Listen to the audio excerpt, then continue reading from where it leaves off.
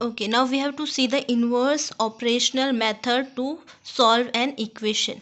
So here in this inverse operational method, if you see the name, what it indicates, we have to do the inverse operational method here.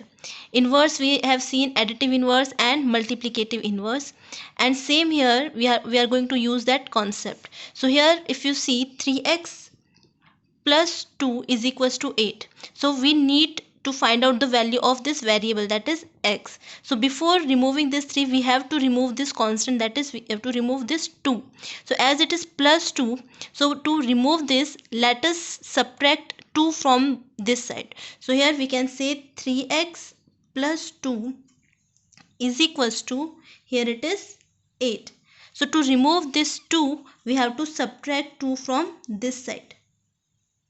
But the most important part is that whatever you are doing on this side, you have to do same thing on this side. Whatever you are adding, subtracting, dividing or multiplying on left hand side, you have to do same thing with right hand side. Otherwise that equation will not be an equation, it will be an unbalanced equation. Okay, but we have to keep this equation balanced. So whatever you are doing on this side, same thing you have to do on this side.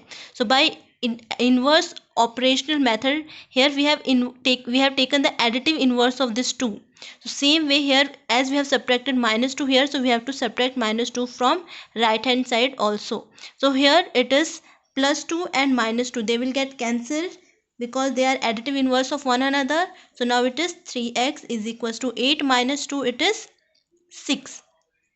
Now if you see here, this 3x, this 3 is multiplied with x and we need to find out value of x, so we have to remove this 3. So as it is multiplied here, if we divide this 3x with 3, then this 3 and that 3 will get cancelled. So for that purpose we have to divide left hand side with 3. Same step we have to do on right hand side. So we have to divide on both the sides. Now this 3 and this 3 will get cancelled, and 3 1s are 3, 3 2s are 6. So here we'll find that x is equals to 2. This is our value by this inverse operational method, and this value is the solution of this equation. In next video we are going to see the another method, that is transpose method. So this is all about inverse operational method. So in this we have to take the inverse of this terms, we can say. So if it is additive, sometimes we have to take additive inverse, sometimes we have to take multiplicative inverse. In additive inverse we have seen, if it is positive, its inverse will be same number having opposite sign, that is minus 2.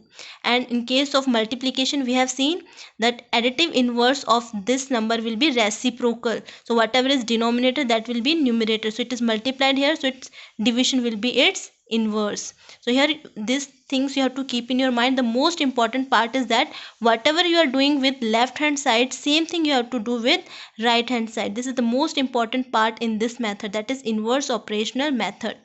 In next video we'll see next method, that is transpose method. Thank you.